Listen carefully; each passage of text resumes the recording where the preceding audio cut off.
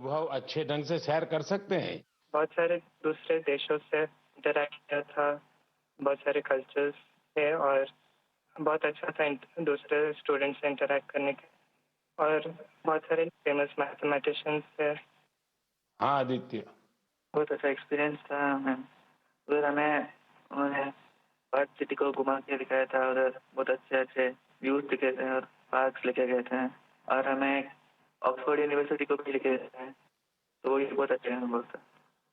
चलिए साथियों, मुझे बहुत अच्छा लगा आप लोगों से बात करके और मैं आपको बहुत बहुत शुभकामनाएं देता हूं, क्योंकि मैं जानता हूं इस प्रकार के खेल के लिए काफी फोकस एक्टिविटी करनी पड़ती है, दिमाग खपा देना पड़ता है और परिवार के लोग भी कभी कभी तंग आते हैं कि ये क्या गुणा भाग करता रहता है। लेकिन मेरी तरफ से आपको बहुत बहुत शुभकामनाएं हैं। आपने देश का मान बढ़ाया है, नाम बढ़ाया है। धन्यवाद दोस्तों। Thank you. धन्यवाद। Thank you. Thank you sir. जय हिंद। जय हिंद। जय हिंद। आप सभी स्टूडेंट से बात करके आनंद आ गया। मन की बात से जुड़ने के लिए आप सभी का बहुत बहुत धन्यवाद। मुझे विश्वास है कि मैथ्स के इन युवा महारथियों को सुनने के बाद दूसरे युवाओं को मैथ्स को एंजॉय करने की प्रेरणा मिलेगी।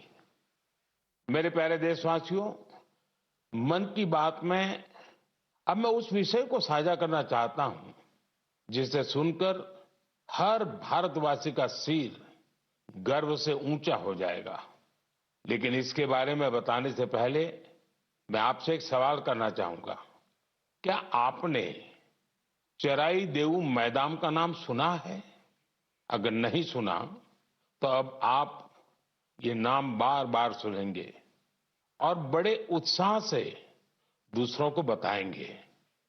असम के चराई देऊ मैदान को यूनेस्को वर्ल्ड हेरिटेज साइट में शामिल किया जा रहा है। इस लिस्ट में यह भारत की 43वीं लेकिन नॉर्थ ईस्ट की पहली साइट होगी। साथियों, आपके मन में ये सवाल जरूर आ रहा होगा कि चराई देऊ मैदान आखिर है क्या और ये इतना खास क्यों है? चराई देऊ का मतलब है shining city on the hills, यानी पहाड़ी पर एक चमकता शहर। ये अहोम राजवंश की पहली राजधानी थी। अहोम राजवंश के लोग अपने पूर्वजों के शव और उनकी कीमती चीजों को पारंपरिक रूप से मैदान में रखते थे।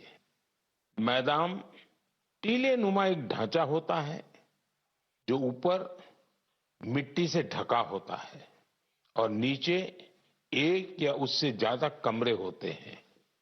ये मैदान अहोम साम्राज्य के दिवंगत राजाओं और गणमान्य लोगों के प्रति श्रद्धा का प्रतीक है। अपने पूर्वजों के प्रति सम्मान प्रकट करने का ये तरीका बहुत यूनिक है। इस जगह पर सामुदायिक पूजा भी होती थी। साथियों, अहोम साम्राज्य के बारे में दूसरी जानकारियां आपको और हैरान करेगी। 13वीं शताब्दी के शुरू होकर यह साम्राज्य 19वीं शताब्दी की शुरुआत तक चला। इतने लंबे कालखंड तक एक साम्राज्य का बने रहना बहुत बड़ी बात है।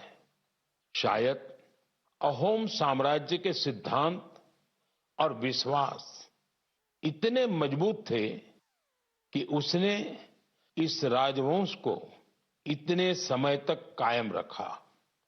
मुझे याद है कि इसी वर्ष 9 मार्च को मुझे अदम्य साहस और शौर्य के प्रतीक महान अहोम योद्धा लसित बोरफुकन की सबसे ऊंची प्रतिमा के अनावरण का सौभाग्य मिला था।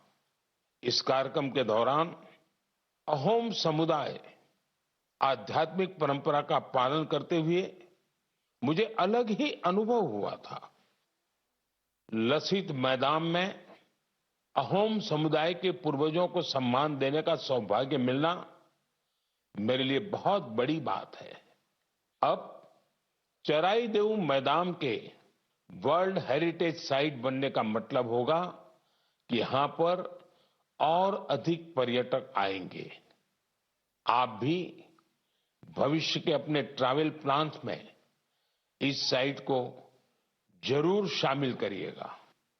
साथियों, अपनी संस्कृति पर गौरव करते हुए ही कोई देश आगे बढ़ सकता है।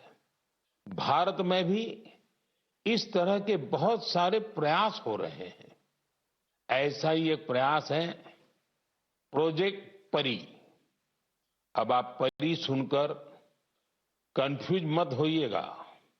ये परी स्वर्गीय कल्पना से नहीं जुड़ी, बल्कि धरती को स्वर्ग बना रही है। परी यानी public art of India. Project परी पब्लिक आर्ट को लोकप्रिय बनाने के लिए उभरते कलाकारों को एक मंच पर लाने का बड़ा माध्यम बन रहा है। आप देखते होंगे सड़कों के किनारे, दीवारों पर, अंडरपास में बहुत ही सुंदर पेंटिंग्स बनी हुई दिखती हैं। ये पेंटिंग्स और ये कलाकृतियां यही कलाकार बनाते हैं जो परी से जुड़े हैं। इससे जहां हमारे सार्वजनिक स्थानों की सुंदरता बढ़ती है, वहीं हमारे कल्चर को और ज्यादा पॉपुलर बनाने में भी मदद मिलती है। उदाहरण के लिए दिल्ली के भारत मंडपम को ही लीजिए। यहां देश भर के अद्भुत आर्टवर्क्स आपको देखने को मिल जाएंगे। दिल्ली में कुछ अंडरपास और फ्लाईओवर पर भी आप ऐसे खूबसूरत पब्लिक आर्ट देख सकते हैं।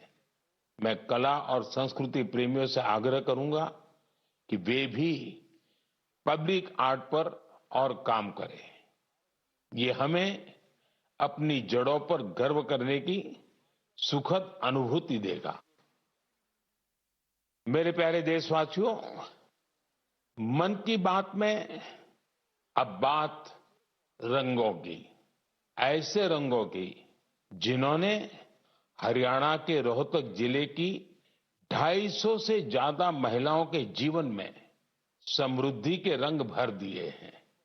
हथकरघा उद्योग से जुड़ी ये महिलाएं पहले छोटी छोटी दुकानें और छोटे मोटे काम कर गुजारा करती थी, लेकिन हर किसी में आगे बढ़ने की इच्छा तो होती ही होती है। इसलिए इन्होंने उन्नति सेल्फ हेल्प ग्रुप से जुड़ने का फैसला किया और इस ग्रुप से जुड़कर उन्होंने ब्लॉक प्रिंटिंग और रंगाई में ट्रेनिंग हासिल की। कपड़ों पर रंगों का जादू बिखेरने वाली ये महिलाएं आज लाखों रुपए कमा रही है। इनके बनाए बेड कवर, साड़ियां और दुपट्टों की बाजार में भारी मांग है। साथियों, रोहतक की इन महिलाओं की तरह देश के अलग अलग हिस्सों में कारीगर हैंडलूम को लोकप्रिय बनाने में जुटी हैं। चाहे ओडिशा की संबलपुरी साड़ी हो, चाहे एमपी की माहेश्वरी साड़ी हो, महाराष्ट्र की पैठणी या विदर्भ के हैंड ब्लॉक प्रिंट्स हो, चाहे हिमाचल के भुट्टिकों के शॉल और ऊनी कपड़े हो, या फिर जम्मू कश्मीर के कनी शॉल हो, देश के कोने कोने में हैंडलूम कारीगरों का काम छाया हुआ है। और आप ये तो जानते ही होंगे, कुछ ही दिन बाद 7 अगस्त को हम नेशनल हैंडलूम डे मनाएंगे। आजकल जिस तरह हैंडलूम उत्पादों ने लोगों के दिलों में अपनी जगह बनाई है, वो वाकई बहुत सफल है, जबरदस्त है। अब तो कई निजी कंपनियां भी एआई के माध्यम से हैंडलूम उत्पाद और सस्टेनेबल फैशन को बढ़ावा दे रही है।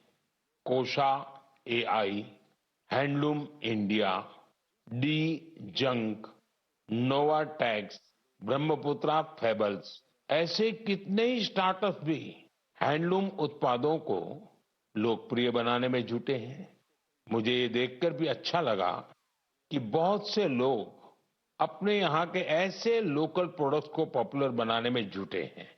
आप भी अपने लोकल प्रोडक्ट्स को माय प्रोडक्ट माय प्राइड के नाम से सोशल मीडिया पर अपलोड करें। आपका ये छोटा सा प्रयास अनेकों लोगों की जिंदगी बदल देगा। साथियों, हैंडलूम के साथ साथ मैं खादी की बात भी करना चाहूंगा। आप में से ऐसे कई लोग होंगे जो पहले कभी खादी के उत्पादों का उपयोग नहीं करते थे, लेकिन आज बड़े गर्व से खादी पहनते हैं। मुझे ये बताते हुए भी आनंद आ रहा है, खादी ग्रामोद्योग का कारोबार पहली बार 1.5 लाख करोड़ रुपए के पार पहुंच गया है। सोचिए, 1.5 लाख करोड़ रुपए। और जानते हैं खादी की बिक्री कितनी बढ़ी है? 400%। खादी की, हैंडलूम की ये बढ़ती हुई बिक्री बड़ी संख्या में रोजगार के नए अवसर भी बना रही है। इस इंडस्ट्री से सबसे ज्यादा महिलाएं जुड़ी हैं, तो सबसे ज्यादा फायदा भी उन्हीं को हो रहा है। मेरा तो आपसे फिर एक आग्रह है, आपके पास भांति भांति के वस्त्र होंगे और आपने अब तक खादी के वस्त्र नहीं खरीदे, तो इस साल से शुरू कर लें। अगस्त का महीना आ ही गया है। ये आजादी मिलने का महीना है, क्रांति का महीना है। इससे बढ़िया अवसर और क्या होगा खादी खरीदने के लिए। मेरे प्यारे देशवासियों, मन की बात में मैंने अक्सर आपसे ड्रग्स की चुनौती की चर्चा की है। हर परिवार की ये चिंता होती है कि कहीं उनका बच्चा ड्रग्स की चपेट में ना आ जाए। अब ऐसे लोगों की मदद के लिए सरकार ने एक विशेष केंद्र खोला है, जिसका नाम है मानस। ड्रग्स के खिलाफ लड़ाई में ये बहुत बड़ा कदम है। कुछ दिन पहले ही मानस की हेल्पलाइन और पोर्टल को लॉन्च किया गया है। सरकार ने एक टोल फ्री नंबर 1933 जारी किया है। इस पर कॉल करके कोई भी जरूरी सलाह ले सकता है या फिर रिहेबिलिटेशन से जुड़ी जानकारी ले सकता है। अगर किसी के पास ड्रग्स से जुड़ी कोई दूसरी जानकारी भी है, तो वो इसी नंबर पर कॉल करके नारकोटिक्स कंट्रोल ब्यूरो के साथ साझा भी कर सकते हैं। मानस के साथ साझा की गई हर जानकारी गोपनीय रखी जाती है। भारत को ड्रग्स फ्री बनाने में जुटे सभी लोगों से, सभी परिवारों से, सभी संस्थाओं से मेरा आग्रह है कि मानस हेल्पलाइन का भरपूर उपयोग करें। मेरे प्यारे देशवासियों, कल दुनिया भर में टाइगर डे मनाया जाएगा। भारत में तो टाइगर्स, बाघ हमारी संस्कृति का अभिन्न हिस्सा रहा है। हम सब बाघों से जुड़े किस्से कहानियां सुनते हुए ही बड़े हुए हैं। जंगल के आसपास के गांव में तो हर किसी को पता होता है कि बाघ के साथ तालमेल बिठाकर कैसे रहना है। हमारे देश में ऐसे कई गांव हैं जहां इंसान और बाघ के बीच कभी टकराव की स्थिति नहीं आती, लेकिन जहां ऐसी स्थिति आती है, वहां भी बाघों के संरक्षण के लिए अभूतपूर्व प्रयास हो रहे हैं। जन भागीदारी का ऐसा ही एक प्रयास है कुल्हाड़ी बंद पंचायत। राजस्थान के रणथंभौर से शुरू हुआ कुल्हाड़ी बंद पंचायत अभियान बहुत दिलचस्प है। स्थानीय समुदायों ने स्वयं इस बात की शपथ ली है कि जंगल में कुल्हाड़ी के साथ नहीं जाएंगे और पेड़ नहीं काटेंगे। इस एक फैसले से यहाँ के जंगल एक बार फिर से हरे भरे हो रहे हैं और बाघों के लिए बेहतर वातावरण तैयार हो रहा है। साथियों, महाराष्ट्र का ताडोबा अंधारी टाइगर रिजर्व बाघों के प्रमुख बसेरों में से एक है। यहाँ के स्थानीय समुदायों, विशेषकर गोंड और माना जनजाति के हमारे भाई बहनों ने इको टूरिज्म की ओर तेजी से कदम बढ़ाए हैं। उन्होंने जंगल पर अपनी निर्भरता को कम किया है ताकि यहां बाघों की गतिविधियां बढ़ सकें। आपको आंध्र प्रदेश में नल्ला मलाई की पहाड़ियों पर रहने वाले चेंचू जनजाति के प्रयास भी हैरान कर देंगे। उन्होंने टाइगर ट्रैकर्स के तौर पर जंगल में वन्य जीवों के मूवमेंट की हर जानकारी जमा की। इसके साथ ही वे इस क्षेत्र में अवैध गतिविधियों की निगरानी भी करते रहे हैं। इसी तरह उत्तर प्रदेश के पीलीभीत में चल रहा बाघ मित्र कार्यक्रम भी बहुत चर्चा में है। इसके तहत स्थानीय लोगों को बाघ मित्र के रूप में काम करने की ट्रेनिंग दी जाती है। ये बाघ मित्र इस बात का पूरा ध्यान रखते हैं कि बाघों और इंसानों के बीच टकराव की स्थिति न बने। देश के अलग अलग हिस्सों में इस तरह के कई प्रयास जारी हैं। मैंने यहां कुछ ही प्रयासों की चर्चा की है, लेकिन मुझे खुशी है कि जन भागीदारी बाघों के संरक्षण में बहुत काम आ रही है। ऐसे प्रयासों की वजह से ही भारत में बाघों की आबादी हर साल बढ़ रही है।